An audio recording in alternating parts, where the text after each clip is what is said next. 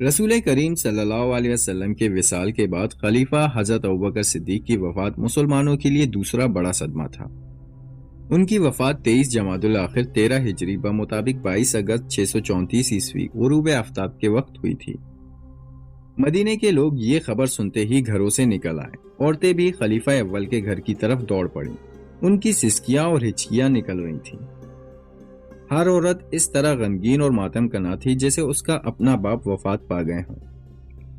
حضرت ابوبکر نے اپنی زندگی کے آخری دنوں میں ہی حضرت عمر کو اپنا جانشین نامزد کر دیا تھا۔ حضرت عمر نے اس نامزدگی کو قبول کرنے سے ہچکچاہٹ کا اظہار کیا تھا، لیکن حضرت ابوبکر نے صاف الفاظ میں کہا تھا کہ عمر کے بغیر ان حالات پر جن میں سلطنت اسلامیہ گھری ہوئی ہے قابو پانے کی صلاحیت کسی میں نہیں۔ اس دور کی تحریروں سے پتہ چلتا ہے کہ حضرت عمر بڑی ہی روکوش ذہنی کیفیت میں مبتلا تھے۔ ایک تو حضرت ابوبکر جیسا بزرگ اور معتبر ساتھی رخصت ہو گیا تھا، اور اس کے ساتھ یہ مسئلہ کہ ان کے یہ ساتھی اپنی تمام ذمہ داریوں کا بوجھ ان کے کندھوں پر ڈال گیا تھا۔ حضرت ابوبکر نے خلافت کے لیے حضرت عمر کی نامزدگی اپنے طور پر ہی نہیں کر ڈالی تھی۔ ذاتی طور پر رسول اکرم صلی اللہ علیہ وسلم نے بھی کبھی فیصلہ نہیں دیا تھا۔ جس طرح آپ صلی اللہ علیہ وسلم اپنے ساتھیوں سے مشورہ کیا کرتے تھے، اسی طرح حضرت ابوبکر صدیق نے بھی وصیت لکھواتے وقت مشورے لیے تھے۔ سب سے پہلے انہوں نے حضرت عبد الرحمن بن عوف سے پوچھا تھا کہ عمر کے متعلق ان کی کیا رائے ہے۔ عبد الرحمن بن عوف رضی اللہ تعالیٰ عنہ نے کہا تھا، عمر کے متعلق آپ کی جو رائے ہے وہ اس سے بھی بہتر ہے، لیکن ان کے مزاج میں سختی ہے۔ میں جانتا ہوں، حضرت ابوبکر صدیق نے کہا تھا، اس کے مزاج میں سختی اس لیے ہے کہ میرا مزاج بہت نرم تھا۔ جب عمر پر ذمہ داریاں آ پڑیں گی تو وہ اپنے مزاج میں اس کے مطابق خود ہی تبدیلیاں کرے گا۔ اور ابو محمد، میں نے عمر کو بہت قریب سے جانچا اور پرکھا ہے۔ میں نے ہمیشہ دیکھا ہے کہ جب میں غصے میں ہوتا تو وہ میرا غصہ ٹھنڈا کرنے کی کوشش کرتا تھا، اور جب میں کسی معاملے میں نرمی برتنے لگتا تو عمر مجھے سختی کا مشورہ دیتا تھا۔ اس کے بعد حضرت ابوبکر صدیق نے حضرت عثمان غنی رضی اللہ تعالیٰ عنہ کو بلایا اور ان سے حضرت عمر کے متعلق پوچھا۔ ہم سب سے بہتر جاننے والا اللہ ہے۔ حضرت عثمان نے اپنی رائے ان الفاظ میں دی، میری رائے یہ ہے کہ ان کا باطن ان کے ظاہر سے کہیں بہتر ہے، اور ہم میں ان جیسا کوئی نہیں۔ اس کے بعد حضرت ابوبکر نے حضرت سعید بن زید، حضرت اسید بن جعفر اور کئی اور مہاجرین اور انصار سے پوچھا۔ ان سب نے فردن فردن جو آرائے دی وہ تقریباً ایک جیسی تھی، جن کا لب لباب یہ تھا کہ عمر کا مزاج اتنا سخت اور درشت ہے کہ وہ خلیفہ بن گئے تو مسلمانوں میں انتشار اور افتراق کا خطرہ پیدا ہو جائے گا۔ تاریخ کے مطابق حضرت طلحہ ان سب کی نمائندگی میں حضرت ابوبکر صدیق رضی اللہ تعالیٰ عنہ کے پاس گئے تھے۔ خلیفۃ الرسول اللہ حضرت طلحہ نے حضرت ابوبکر سے کہا، جب اللہ آپ سے یہ پوچھے گا کہ رعایت کو کس حال میں کس کے حوالے کر کے آئے ہو تو آپ کیا جواب دیں گے؟ عمر کو اپنا جانشین مقرر کر رہے ہیں، کیا آپ نے کبھی دیکھا نہیں کہ وہ لوگوں کے ساتھ کیسا سلوک کرتا ہے؟ سوچ لیں، جب قوم کو عمر کے ساتھ براہ راست واسطہ پڑے گا تو اللہ آپ سے جواب مانگے گا۔ حضرت ابوبکر صدیق بوڑھے ہو چکے تھے اور علیل بھی تھے۔ ان کے جسم میں اتنی سکت نہیں رہی تھی کہ اپنی طاقت سے اٹھ کر بیٹھ جائیں۔ حضرت ابوبکر حضرت طلحہ کی بات سن کر غصے سے کانپنے لگے، حالانکہ ان کے مزاج میں غصہ نہ ہونے کے برابر تھا۔ مجھے بٹھاؤ، حضرت ابوبکر نے غصے میں کہا۔ ان کے ایک عزیز نے انہیں سہارا دے کر بٹھایا۔ کیا تم مجھے اللہ سے ڈراتے ہو؟ حضرت ابوبکر نے غصے سے کانپتی ہوئی آواز میں کہا، میں نامراد ہو کر مروں اگر میں تم پر ایک ظالم کو مسلط کر کے جاؤں۔ میں اللہ سے کہوں گا، اے اللہ، میں تیرے بندوں میں اس شخص کو اپنا جانشین مقرر کر کے آیا ہوں جو تیرے رسول کی امت میں سب سے بہتر تھا۔ اور میری بات سنو طلحہ۔ حضرت ابوبکر نے حضرت طلحہ کو اپنے قریب کر کے کہا، جو بات میں نے کہی ہے وہ اپنے پیچھے بیٹھے ہوئے آدمیوں کو بھی سنا دو۔ مستند تاریخوں میں آیا ہے کہ حضرت ابوبکر صدیق اس رات سو نہ سکے۔ یہ صورتحال انہیں پریشان کر رہی تھی کہ امت رسول میں عمر کی خلافت پر اختلاف پایا جاتا ہے۔ اگلی صبح حضرت عبد الرحمن بن عوف ان کی عیادت کو آئے تو گھر والوں نے انہیں بتایا کہ حضرت ابوبکر نے رات کو آنکھ میں کاٹ دی ہے۔ خلیفۃ الرسول اللہ عبد الرحمن بن عوف نے پوچھا، رات سو نہ سکنے کی وجہ کیا تھی؟ طلحہ اور دوسرے لوگوں کی باتوں نے مجھے بہت دکھ دیا ہے۔ حضرت ابوبکر نے کہا، میں نے اپنی عقل اور دانش کے مطابق خلافت کی ذمہ داریاں اس شخص کو سونپنی چاہی تھی جو تم سب میں ہر لحاظ سے بہتر ہے، اور تم لوگ میرے اس فیصلے کو قبول نہیں کر رہے۔ کیا تم یہ چاہتے ہو کہ یہ نازک ذمہ داری کسی اور کے سپرد کر دوں، یہ جانتے ہوئے کہ اس سے بہتر آدمی موجود نہیں؟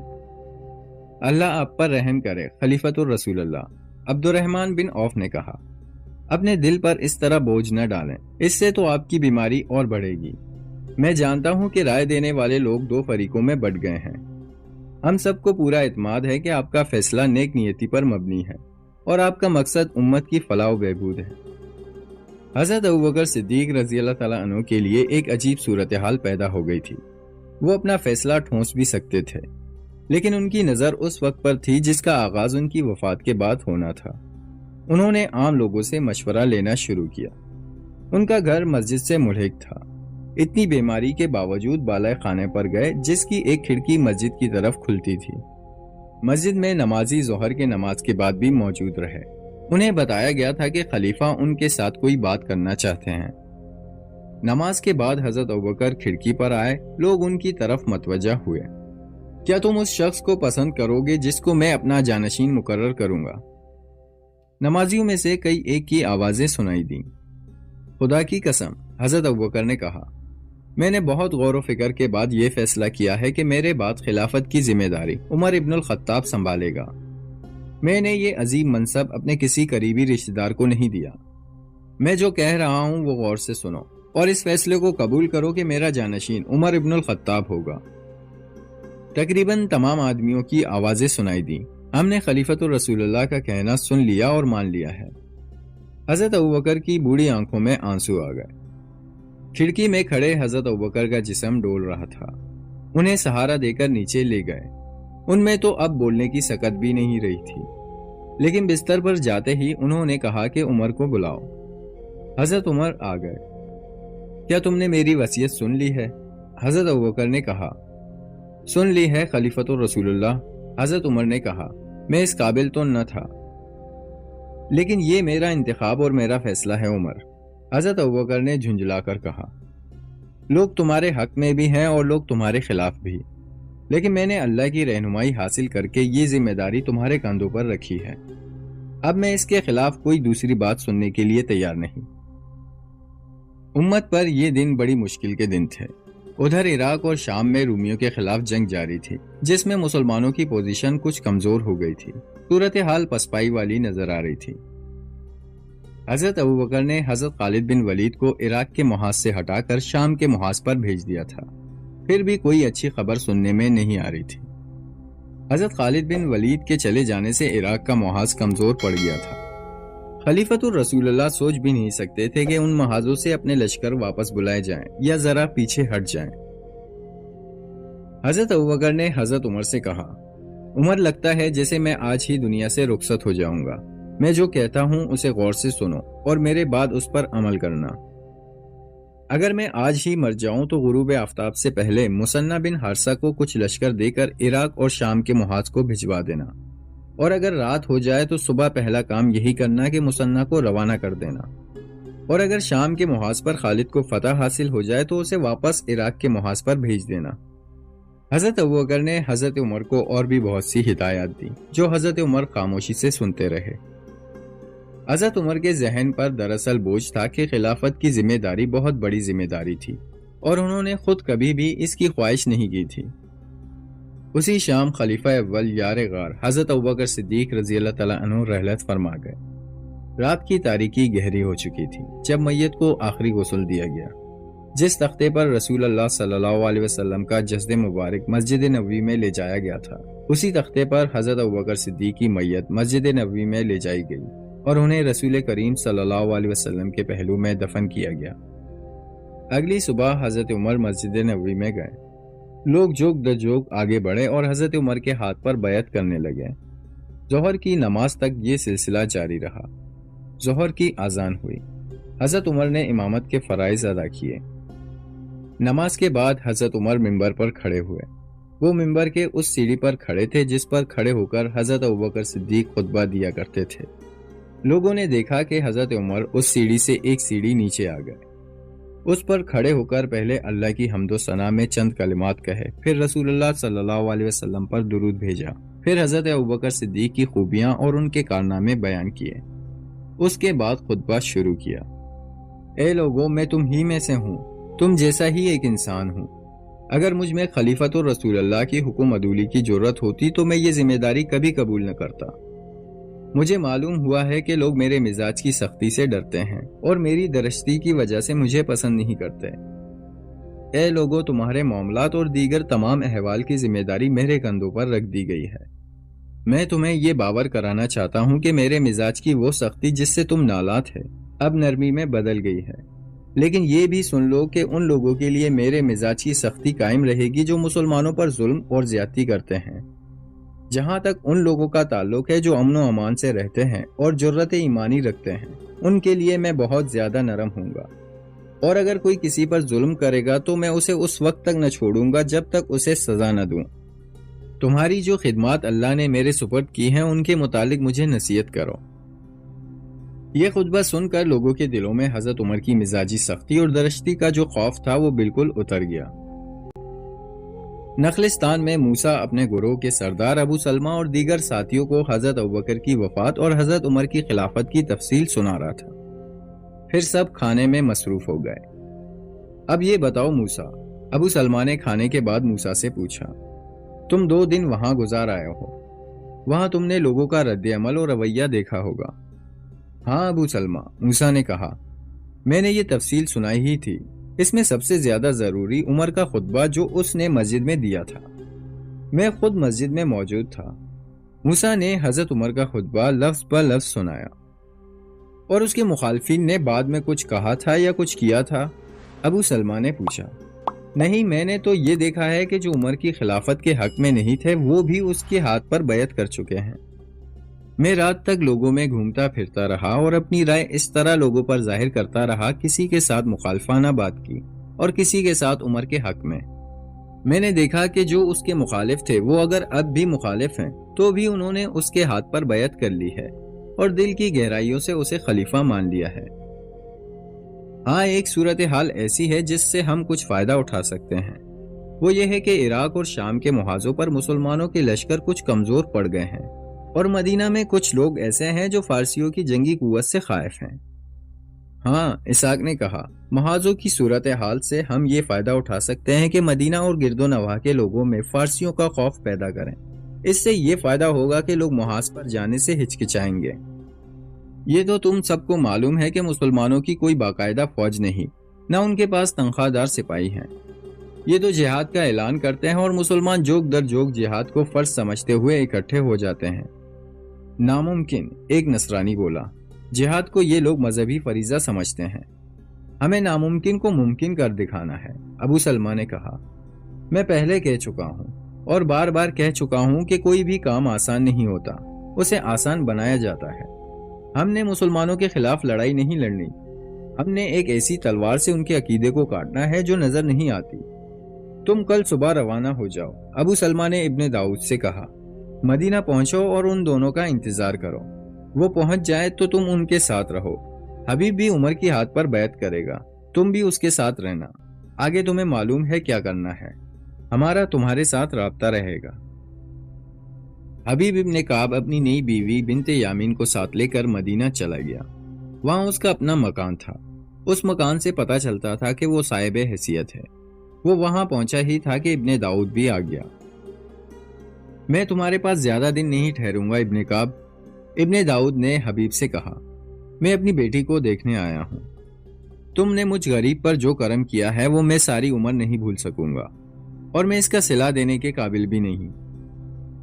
میں نے اگر کرم ہی کیا ہے تو میں نے صلے کی توقع پر نہیں کیا۔ حبیب نے کہا، تم مجھے صلہ دے چکے ہو، بنت یامین سے زیادہ قیمتی صلہ کیا ہوگا، اور میں امید رکھوں گا کہ یہ میرے ساتھ وفاداری کرے گی۔ میرے باپ نے اپنی بیٹی آپ کے حوالے کی ہے، پاس بیٹھی ہوئی بنت یامین نے حبیب سے کہا۔ میری وفا کو آپ گھر کی چار دیواری میں نہیں آزما سکیں گے۔ اگر آپ کبھی جہاد پر گئے تو میں بھی آپ کے ساتھ چلوں گی، میری وفا میدان جنگ میں دیکھنا۔ حبیب ابن کعب ہنس پڑے۔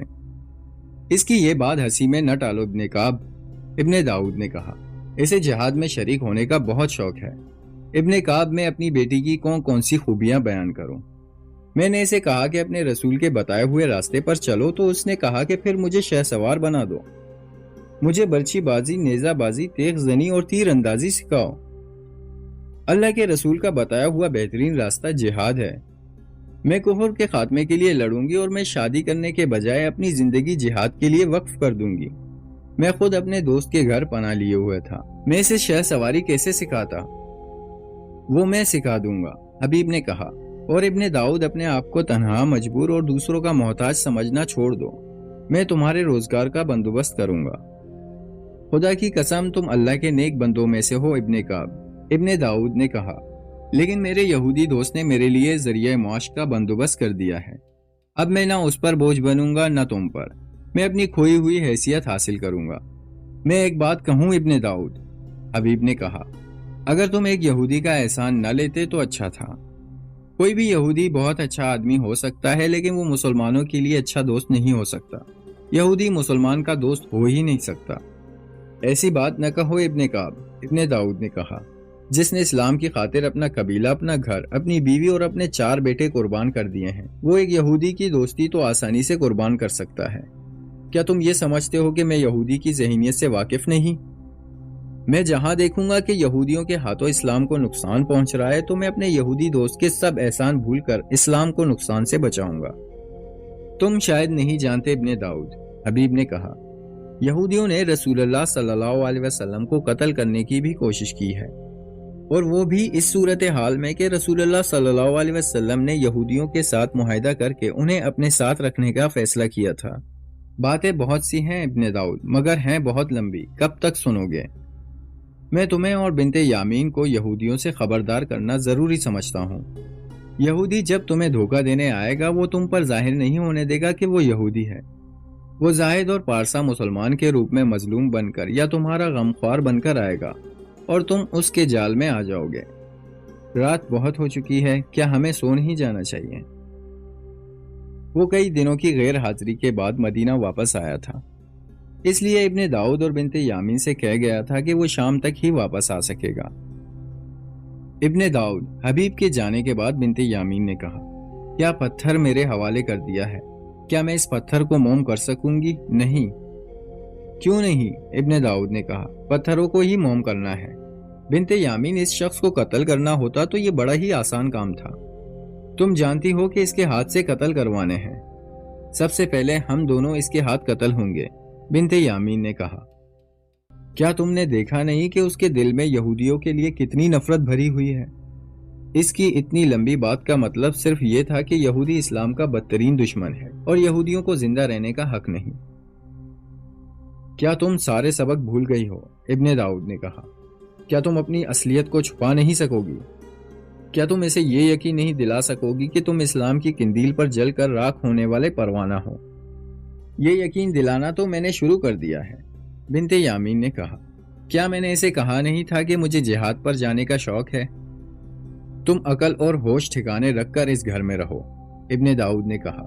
جتنے دن اس کے پاس اکیلی ہو، اسے شیشے میں اتارنے کی کوشش کرو۔ خدا نے تمہیں حسن دیا ہے، ہم نے تمہیں حسن کے استعمال کے طریقے سکھائے ہیں۔ اس کی 2 بیویاں ہیں، ایک بیوی گاؤں میں بیمار پڑی ہے اور دوسری کو یہ اس کی تیمارداری کے لیے اس کے پاس چھوڑ آیا ہے۔ اس تنہائی سے فائدہ اٹھاؤ اور اس پر جادو کی طرح غالب آ جاؤ۔ اور تم کیا کرو گے؟ بنت یامین نے پوچھا۔ ضروری نہیں کہ میں تمہیں تفصیل سے بتاؤں کہ میں کیا کروں گا، ابن داؤد نے کہا۔ میرا کام مجھ تک رہنے دو۔ تم ہر وقت یہ اصول سامنے رکھو کہ ہم یہودی ہیں اور ہمارا ہر قول اور ہر فعل یہودیوں کے لیے وقف ہے۔ ایک بات تمہیں بتا دوں، یہ تمہیں پہلے بھی بتائی جا چکی ہے، وہ یہ ہے کہ نیا خلیفہ عمر فارس کے خلاف لشکر بھیجنا چاہتا ہے، لیکن یہاں کے مسلمان فارسیوں سے خائف ہیں اور آگے نہیں آ رہے۔ خائف کیوں ہے؟ بنت یامین نے پوچھا۔ مختلف لوگوں نے مختلف وجوہات پیدا کر رکھی ہیں، ابن داؤد نے کہا۔ جنگی امور اور مسائل کو سمجھنے والے کہتے ہیں کہ ہم عراق اور شام کے محاذ پر لڑ رہے ہیں اور رومی اتنا سخت مقابلہ کر رہے ہیں کہ مسلمانوں کو دشواریاں پیش آ رہی ہیں۔ یہ مسلمان ہیں اور یہ پسپائی کو بڑی ذلت سمجھتے ہیں۔ ان کی جگہ کسی اور قوم کی فوج ہوتی تو وہ کچھ عرصے پہلے پسپا ہو چکی ہوتی۔ دانشمند مسلمان کہتے ہیں کہ ان حالات میں ایک اور محاذ نہیں کھولنا چاہیے۔ فارسی رومیوں جیسی بہت بڑی جنگی طاقت ہے۔ یہ تو دانشمندوں کی رائے ہے جو بالکل صحیح ہے، لیکن عام مسلمانوں کو یہ بتایا گیا ہے کہ فارسی رومیوں سے زیادہ طاقتور اور خوفناک ہیں۔ مسلمانوں نے فارسیوں سے لڑائیاں لڑی ہیں اور ہر لڑائی میں فتح حاصل کی ہے، لیکن ان کا جانی نقصان بہت زیادہ ہوا ہے۔ جو زخمی ان لڑائیوں میں سے آئے ہیں وہ بڑی ہی خوفناک باتیں سناتے ہیں۔ ہم نے یہ کام کرنا ہے کہ مدینے کے اندر اور مضافاتی علاقوں میں مسلمانوں میں مسلمان بن کر فارسیوں کی طاقت اور خونخواری کی ایسی باتیں مشہور کرنی ہے کہ کوئی مسلمان اس محاذ پر جانے کے لیے تیار نہ ہو۔ اگر انہیں جبرن بھرتی کر لیا گیا تو نہیں بے وقوف، ابن داؤد نے بنت یامین کو آگے بولنے نہ دیا اور کہا، مسلمانوں کی کوئی فوج نہیں، یہ باتیں تمہیں بتائی جا چکی ہیں اور تم بھولتی جا رہی ہو۔